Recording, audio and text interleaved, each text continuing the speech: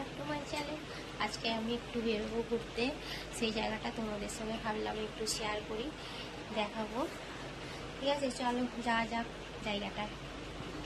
দেখো আমরা চলে এসেছি, এটা হায়দ্রাবাদের ট্যাংমন্ডের লেক।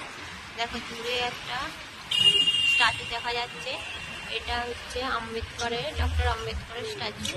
আর এদিকে একটা আছে বুদ্ধ মূর্তি জলের মধ্যে।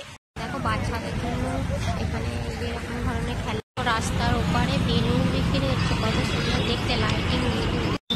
রোডের ওই পারে গার্ডেন আছে, এই দেখো আমার মেয়ে খেলা করছে এখানে এসে। এরা দুজনে, এই যে আমরা এখানে সবাই বসে এই গল্প করছি, সবাই গল্প করতে করতে